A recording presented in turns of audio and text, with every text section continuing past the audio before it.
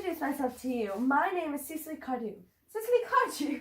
What a very sweet name. Something tells me that we are going to be great friends. I like you already more than I can say. My first impressions of people are never wrong. How nice of you to like me so much after we have known each other for such a comparatively short time. Pray sit down. I may call you Cecily, may I not? With pleasure. And you will always call me Gwendolen, won't you? If you wish. Then that is all quite settled, is it not? I hope so. Perhaps this might be a favourable opportunity for my mentioning who I am. My father is Lord Bracknell. You have never heard of Papa, I suppose. I don't think so. Outside the family circle, Papa, I'm glad to say, is entirely unknown. I think that it is quite as it should be. The home seems to me the proper sphere for the man, and certainly once a man begins to neglect his domestic duties, he becomes painfully effeminate. Does he not? And I don't like that. It makes men so very attractive. Cecily, Mamma, whose views on education are remarkably strict, has brought me up extremely short-sighted. It is part of her system. So do you mind my looking at you through my glasses? Oh, not at all, Gwendolen. I am very fond of being looked at. You are here on short visit, I suppose? Oh, no, I live here. Really? Your mother, no doubt, or some female relative of advanced years resides here also. Oh, no, I have no mother, nor, in fact, any relations. Indeed. My dear guardian, with the assistance of Miss Prism, has the arduous task of looking after me. Your guardian? Yes, I am Mr. Worthing's ward. Oh, it is strange you never mentioned to me that he had a ward. How secret of him! He grows more interesting hourly. I am not sure, however, that the news inspires me with feelings of unmixed delight. I'm very fond of you, Cecily. I've liked you ever since I met you, but I'm bound to state that now that I know you are Mr. Worthing's ward, I cannot help expressing a wish that you were just a little older than you seem to be, and not quite so very alluring in appearance. In fact, if I may speak candidly. Pray do. I think that whenever anyone has anything unpleasant to say, one should always be quite candid.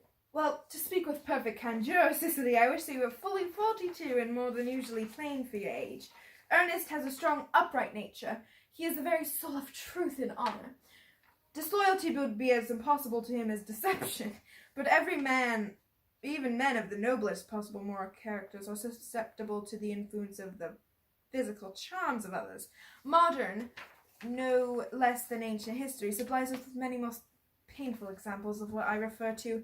If it were not so, indeed, history would be quite unreadable. I beg your pardon, Gwendolen. Did you say Ernest? Yes.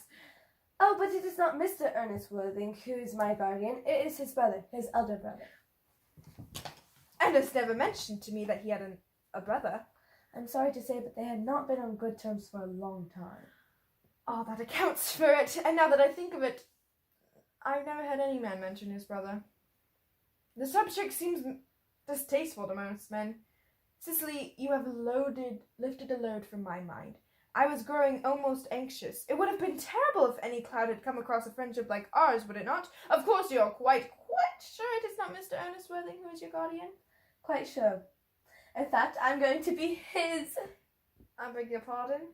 Dearest Gwendolen, there is no reason why I should make a secret of it to you. Our little county newspaper is sure to chronicle the fact next week. Mr. Ernest Worthing and I are engaged to be married.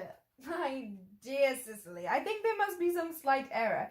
Mr. Ernest Worthing is engaged to me. The announcement will appear in the Morning Post on Saturday at the latest. I'm afraid you must be under some misconception. Ernest proposed to me exactly 10 minutes ago. It is certainly very curious, for he asked me to be his wife yesterday at 5:30. If you would care to verify the incident, pray do so. I never travel without my diary. One should always have something sensational to read in the train. I am so sorry, dear Cecily. If it is any disappointment to you, but I am afraid I have the prior claim. It would distress me more than I can tell you, dear Gwendolen, if it caused you any mental or physical anguish, but I feel bound to point out that since Ernest proposed to you, he clearly has changed his mind. If the poor fellow has been entrapped into any foolish promise, I shall consider it my duty to rescue him at once with a firm hand. Whatever unfortunate entanglement my dear boy may have gone into, I will never reapproach him with it after we are married. Do you allude to me, Miss Cardew, as an entanglement? You are presumptuous. On an occasion of this kind, it becomes more than a moral duty to speak one's mind. It becomes a pleasure. Do you suggest, Miss Fairfax, that I entrapped Ernest into an engagement? How dare you? This is no time for wearing the shallow mask of manners.